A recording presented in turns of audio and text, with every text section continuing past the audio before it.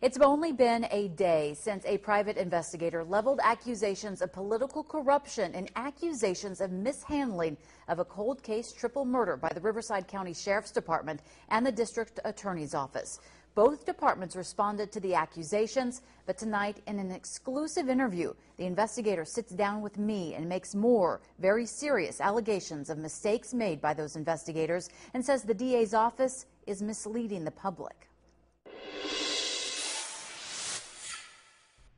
Luis Bolaños made some very serious accusations against the Riverside County Sheriff's Office and the District Attorney's Office.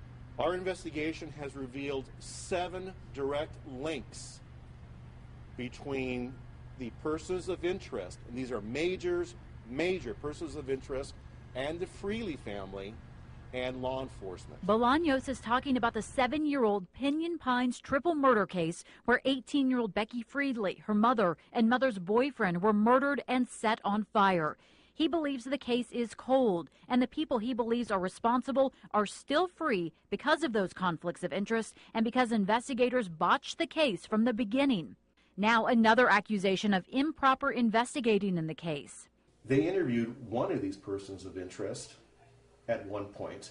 They waited over a year before they served a search warrant at this person's house.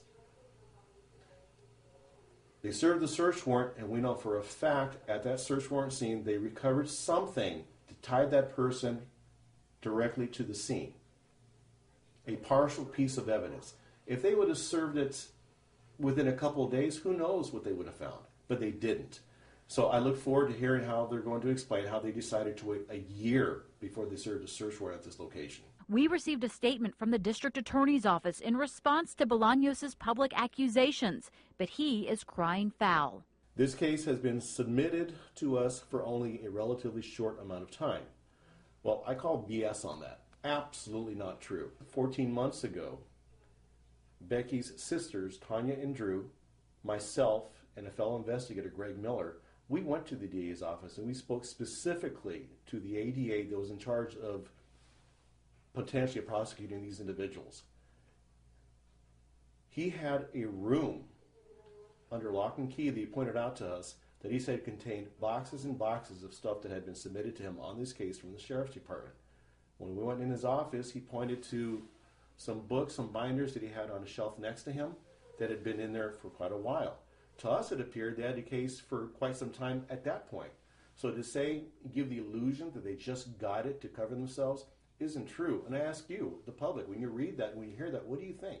It sounds like they're trying to mislead you or get you to believe that they just got the case, and that simply is not true. Bolaños wants transparency and arrests and believes the community is in danger with killers on the loose. They're probably more dangerous today than they have been in the last 7 years. They know the walls are closing and that we're talking about them, and that's good to a degree.